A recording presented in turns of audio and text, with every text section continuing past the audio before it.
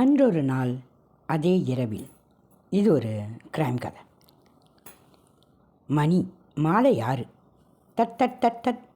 வாசல் கதவு பலமாக தட்டும் சத்தம் கேட்டது. அறையின் சோபாவில் உட்கார்ந்திருந்த சோபிகாவும் ஷீலாவும் கொஞ்சம் அதிர்ந்து போயினர். ஹலோ, யார் உள்ள? கதவை திறங்க. யார் சோபி? தெரியல. முகமெல்லாம் வெறுத்தது. கண்களில் ஒரு பயம் கவ்வியது. யாருன்னு பாரேன், போய் பாரேன் சோபி. நீ போய் பாரு. ஷீலா எழுந்து மெதுவாக கதவின் பக்கம் வந்தாள். சோபிகா வேகமாக மாடிப்படியில் ஏறி ஓடினாள். ஷீலா கதவை திறந்தாள். எதிரே போலீஸ். பயத்தில், யார் வேணும் உங்களுக்கு? யார் வேணும் சார்? இங்கே சோபிகான்னு யார்? பின்னால் திரும்பி கை காட்டினாள். அங்கே யாருமே இல்லை. அதிர்ந்து, சோபிகா சோபிகா எங்கே இருக்க? உன்னை பார்க்கணுன்னு போலீஸ் வந்திருக்குடி. எங்கே இருக்க? வா சீக்கிரம். பதட்டத்துடன் ஷீலா கத்தினாள். மேல் மாடியிலிருந்து சத்தம் மட்டும் வந்தது. இல்லை நான் வரமாட்டேன். அவங்கள போக சொல்லு, நான் வரமாட்டேன். ஹலோ, அவங்கள ஒழுங்காக வர சொல்லுங்க. இல்லை அடித்து இழுத்துட்டு போக வேண்டியிருக்கும். இந்தாம்மா கான்ஸ்டபிள், மேலே போய் அந்த பொண்ணை இழுத்துக்கிட்டு வாம்மா. கோபத்துடன் கத்தினான் சுரீந்தர். சார் சார் எதுக்கு சார் அவளை அரெஸ்ட் பண்ணுறீங்க? பாவம் சார் அவள். ப்ளீஸ் அவளை விட்டுருங்க சார். ஒன்றும் தெரியாத பொண்ணு சார். கெஞ்சினாள் ஷீலா. ஒன்றும் தெரியாத பொண்ணா? ஒரு கொலையை பண்ணிவிட்டு ஓடி ஒளிஞ்சிட்டா விட்டுருவோமா? கொலையா? மூச்சடைக்க அதிர்ந்து போனாள் ஷீலா. மாடியில் கதவை உடைக்கும் சத்தம் கேட்டது. ஏய் கதவை தர. இப்போ திறக்கிறியா இல்லையா? கான்ஸ்டபிள் கமலா மிரட்டினாள். இல்லை நான் வரமாட்டேன். எனக்கு பயமாக இருக்குது. எனக்கு ஒன்றும் தெரியாது. போயிருங்க இங்கிருந்து. அழுது கொண்டே வார்த்தை திக்க பேசினாள் சோபிகா. வேகமாக காலை கொண்டு எட்டி உதைத்தாள். படீரென கதவு திறந்து கொண்டது. உள்ளே வேர்வை வலிய, முகத்தில் கலவரம் பொங்க, கண்களில் பயம் பரவ, சுவற்றின் மூலையில் ஒட்டி கொண்டிருந்தாள் சோபிகா. வேகமாக உள்ளே நுழைந்தவள் அவளது கைகளை பிடித்திழுத்தாள். அவள் வலுக்கென்று தள்ளிவிட்டாள். பின்னால் சுரீந்தர் வேகமாக, அதுவும் கோபமாக உள்ளே நுழைந்தான். சார் வரமாட்டேங்கிறா சார். வரமாட்டேங்கிறாளா? வேகமாக அவளிடம் பாய்ந்தவன் கொத்தாக அவளது மயிரை பிடித்து இழுத்து தரதரவன இழுத்துச் சென்றான். ஐயோ, என்னை விடுங்க. முடியை கைகளால் பற்றி கொண்டு கதறியபடி தரையில் தேய்ந்தபடி நகர்ந்தாள். அவளது கைகளை இருவரும் பிடித்து கொண்டு ஜீப்பில் ஏற்றினர். வண்டி பறந்தது. அதிர்ந்து போன ஷீலா வேகமாக வண்டியின் பின்னால் மூச்சிறைக்க ஓடினாள். ஷோபி. ஷீலா, சோபிகா இருவரும் உயிர் தோழிகள். ஒரே காலேஜில் படிப்பவர்கள். தனியாக ரூம் எடுத்து தங்கியுள்ளனர். E1 police station. அவளை தரதரவன இழுத்து லாக்கப்பில் தள்ளினாள் சுரேந்தர். படீரென கதவை அடித்து மூடினான். சட்டை மேல் பட்டனை கலட்டிவிட்டு சேரில் சாய்ந்து உட்கார்ந்தான். கழுத்தோரம் வியர்வை வழிந்தது. மாலை மணி 7. ஏட்டு அந்த ஃபோனை போடு. எவ்வளோ தைரியம், என்கிட்டயே வாலாட்டுறா பிளாடி. பரிமளத்தை வர சொல்லியா? அவளை விசாரிக்கணும். குண்டாக ஆண்மை தோற்றம் கொண்ட ஒரு பெண் உள்ளே நுழைந்தாள். சார் சொல்லுங்கள் சார். ஒரு கொலைக்கேஸு, பார்ட்டி உள்ளே இருக்கா. உன் ட்ரீட்மெண்ட்டை கொடுத்து உண்மையை கக்கவை. கொலையானது பெரிய இடம் தெரியுமில்ல? போ. Okay sir. கைகளின் நீளமான லட்டியுடன் நெஞ்சை நிமிர்த்து கொண்டு லாக்கப்பினுள் உள்ளே நுழைந்தாள். லாக்கப்பின் ஒரு ஓரமாக உடம்பை குறுக்கி கொண்டு தலையை குனிந்தபடி சோபிகா அமர்ந்திருந்தாள். ஏய் வாடிங்க. மெல்ல தலையை தூக்கினாள். அவளை பார்த்த மாத்திரத்தில் கண்களில் பீதி பரவியது. வயிற்றை பிசைந்தது. உடல் நடுங்க ஆரம்பித்தது சோபிக்கு. அவள் லட்டியை தரையில் அடித்தாள். வாடி இங்கன்னா போஸ் கொடுத்துக்கிட்டு இருக்க, வாடி. மெல்ல எழுந்து குறுகியபடி ஒவ்வொரு அடியாக எடுத்து நடந்து வந்தாள். கால்கள் நகர மறுத்தது. கடகடவன் ஆடியது. பேர் என்ன? சோபிகா. பார்த்தா படிக்கிற மாதிரி தெரியுது. என்னடி படிக்கிற? College, PSC. அருகில் நெருங்கி வந்தாள் பரிமளம். மெல்ல அவள் தோள்மேல் கை வைத்து அழுத்தினாள். இரும்பு பிடி வலித்தது. சொல்லு, அன்னைக்கு நைட்டு அங்கே என்ன பண்ணிக்கிட்டு இருந்த? இல்லை எனக்கு ஒன்றுமே தெரியாது. ஒழுங்கா மரியாதையாக சொல்லிடு. இல்லை என்னோட ட்ரீட்மெண்ட்டே வேறு. சின்ன பொண்ணுன்ற நான் பார்க்க மாட்டேன். சாவடிச்சிருவேன். சொல்லுடி. அடி வயிற்றிலிருந்து பயம் மேலெழுந்து நெஞ்சை அடைக்க கண்களில் நீர் பெருகி வழிந்தது. சொல்லு, எதுக்கு அவனை கொன்ன? அவனுக்கும் உனக்கு என்ன லிங்க்கு? ம் ம் எனக்கு தெ தெ தெ தெரியாது. அடிங்க மயிறு, உன்னோட வளையல் உடஞ்சி அவன் தலையில் குத்திருக்கு. உன்னோட செயின் கீழே கடந்திருக்கு. அவள் முன்னே செயினை ஆட்டினாள். பார்த்தவள் முகம் குழப்பத்தில் அதிர்ந்தது.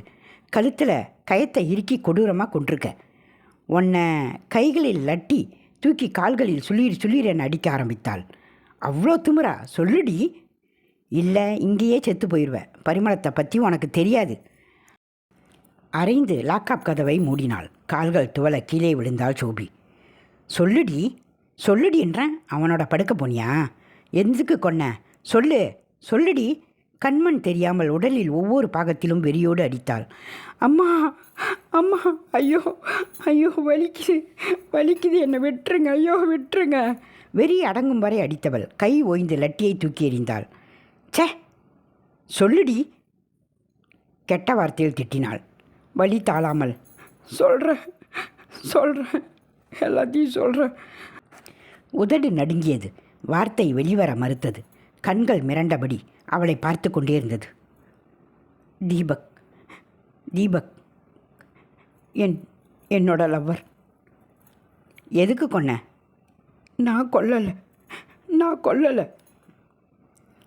ஏய், அன்னைக்கு நைட்டு நீ தான் அவன் வீட்டுக்கு போயிருக்க. வாட்ச்மேன் பார்த்துருக்கான். பின்ன யார் கொன்னா? எனக்கு தெரியாது மேடம். சரி, எதுக்கு போன? இல்லை, அவன் தான் கூட்டிக்கிட்டு போனான். எதுக்கு? ஒரு இலக்காரமான பார்வையை வீசினாள். சும்மா பேசணும்னு. எப்படி பேசுகிறதுக்காக கூட்டிகிட்டு போனானா? அதுவும் நைட்டில்? எவ்வளோ தரேன்னு சொன்னான்? புரியாமல் விழித்தாள். என்ன பெரிய பத்தினி மாதிரி பார்க்குற? காசுக்கு போனவ தானடி நீ. மேடம், தப்பாக பேசாதீங்க. கடகடவென சிரித்தாள். அப்போது நீங்கள் மிட் நைட்டில் தனியாக பெட்ரூமில் தான் காதல் பண்ணுவீங்களோ? அப்புறம் சரி, காதலிக்கிறவ ஏண்டி அவனை கொன்ன? எதுக்குடி ஓடி போன? சொல்லு செல்லம், சொல்லுமா. பேச முடியாமல் விழித்தாள். நான் சொல்லவா? உன்னை ரேட்டு பேசி கூட்டிகிட்டு போயிருக்கான். அங்கே உனக்கு ரேட்டு பிடிக்கல. அவனோட சண்டை போட்டிருக்க. கோவத்தில் அவனை கொன்னுட்ட. யாருக்கும் தெரியக்கூடாதுன்னு சொல்லாமல் கொள்ளாமல் ஓடி போயிருக்க. கரெக்டா? தடுமாறினாள். இல்லை, நோ வாய்க்குள்ளேயே கத்தினாள். ஏய், என்ன சவுண்டு கொடுக்குற? அப்போ சொல்லுடி. அடித்து கை வலிக்குது எனக்கு. திரும்ப லட்டியை தூக்கினாள். மெல்ல அவள் தோளில் லட்டியை தட்டி கொண்டு முன்னால் உட்கார்ந்தாள். கண்கள் வெறிக்க அவளை பார்த்தாள் சோபி. மெல்ல தட்டி கொண்டே இருந்தவள் வேகம் எடுத்தாள். பட்டீர். சொல்லிடுறேன். அன்னைக்கு அவனோட பர்த்டே பார்ட்டிக்கு நானும் என் ஃப்ரெண்டு ஷீலாவும் போயிருந்தோம். பார்ட்டி முடிய லேட் நைட் ஆயிடுச்சு. என்னோட எங்கள் கல்யாணத்தை பற்றி பேசணும்னு அவனோட வீட்டுக்கு வர சொன்னான். ஷீலாவும் வரேன்னு சொன்னான். வேணாம்னு சொல்லிட்டான். அப்புறம் ஷீலா அவள் வண்டியை வீட்டுக்கு போயிட்டா. என்ன அவனோட கெஸ்ட் ஹவுஸ்க்கு கூட்டிகிட்டு போனான். அங்கே அவனோட பெட்ரூமுக்கு கூட்டிக்கிட்டு போய் கொஞ்ச நேரம் பேசிக்கிட்டு இருந்தான். ஜூஸ் கொடுத்தான். அப்புறம் என்கிட்ட நெருங்க ஆரம்பித்தான். எனக்கு பயமாயிருச்சு. அவனை தடுத்தேன். அவன் விடலை. வலுக்கட்டாயமாக என்னை நெருங்க ஆரம்பித்தான். எனக்கு கோபம் வந்துருச்சு. ஸோ அதனால் அவனை கொன்னுட்டேன், அப்படி தானே? இல்லை மேடம், நான் அவனை கொல்லலை. கோபத்தில் அவனை நான் பெட்டில் தள்ளி விட்டேன். ஓடி போயிடலாம்னு கதவுக்கிட்ட வந்தேன். பின்னாடியே வந்து என் முந்தானியை பிடிச்சி இழுத்து என்னை பெட்டில் தள்ளுனான். வேறு வழி இல்லாமல் பக்கத்தில் இருந்த ஜூஸ் கிளாஸில் அவன் தலையில் அடித்தேன். என்னோட வளையலும் உடஞ்சி அவன் நெத்தியில் குத்திடுச்சு. மயங்கி விழுந்துட்டான். ஆனால் அவன் சாகலை, உயிரோடு தான் இருந்தான். அப்போது யாரடி அவனை கொன்னா? தானா கைத்தை கட்டி செத்துட்டானா? என்ன கேனன்னு நினச்சியா? ஒழுங்கா உண்மையை ஒத்துக்கோ. இல்லை, நான் கொல்லலை கதறினாள். அப்போது யாரடி கொன்னா? நான் தான் கொன்னேன். பின்னால் இருந்து சத்தம் வந்தது.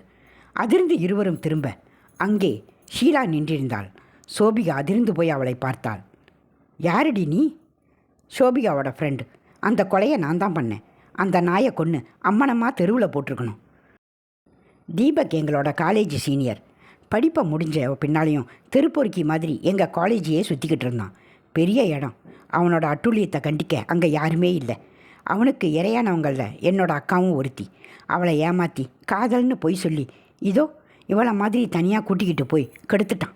ஊர் உலகத்துக்கு பயந்து வெளியில் சொல்ல முடியாமல் மறைச்சி இந்த நாயை பழிவாங்க டைம் கிடைக்குமான்னு காத்துக்கிட்டு இருந்தேன். அப்போ தான் ஷோபி அவனை காதலிக்கிறது தெரிஞ்சுது. அவள் ரொம்ப நல்ல பொண்ணு. அவகிட்ட எத்தனையோ தடவை சொல்லியிருக்கேன் அவனை நம்பாதன்னு. அவள் கேட்கல. அன்றைக்கி அந்த பார்ட்டி முடிஞ்சதும் அவனோட போகிறேன்னு சொன்னான். நான் வேணாம்னு எவ்வளவோ சொன்னேன், கேட்கல.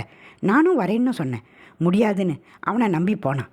அவங்களுக்கு தெரியாமல் நான் ஃபாலோ பண்ணேன். என்னோடய வண்டியை வீட்டோட பின்பக்கமாக நிப்பாட்டிட்டு அவங்க வீட்டுக்குள்ளே போனேன். அதுக்குள்ளே அவன் அவகிட்ட தப்பாக நடக்க முயற்சி பண்ணான். சோபி அவனை கிளாஸில் அடித்து ஓடுறத ஜன்னல் வழியாக பார்த்தேன். அவள் ஓடி போனதும் அவன் மேலே இருந்த ஆத்திரத்தில் உள்ளே போய் மயங்கியிருந்த அவனோட கழுத்தை கயித்தை கட்டி இறக்கி கொன்னேன். ஃபிங்கர் ஃப்ரெண்டு தெரியாமல் இருக்க என் கையில் துணியை சுற்றி தான் அவனை கொன்னேன். அந்த செயின் என்னோடது தான். திரும்ப பின்வழியாக வண்டி எடுத்துக்கிட்டு ஓடிக்கிட்டு இருந்த ஷோபிக்கிட்ட போய் அவளை கூட்டிக்கிட்டு வீட்டுக்கு போயிட்டேன். அங்கே நடந்ததை அவள் சொன்னான். நான் எதுவுமே சொல்லலை. நைட் வாட்ச்மேன் ஷோபியை சரியாக கவனிச்சிருக்க மாட்டார்னு நினச்சேன். பட் அவள் பாவம் மேடம். அவளுக்கு ஒன்றுமே தெரியாது. ஒன்றும் தெரியாதவ. அவளை விட்டுருங்க. விக்கித்து போய் பார்த்தாள் ஷோபிகா. கொலை நடந்த அந்த இரவில் நான் அங்கே தான் இருந்தேன். நான் தான் அவனை கொன்னேன். வாக்குமூலம் கொடுத்து விட்டு தைரியமாக அந்த லாக்கப்பினுள் உள்ளே சென்று அமர்ந்தாள் ஷீலா.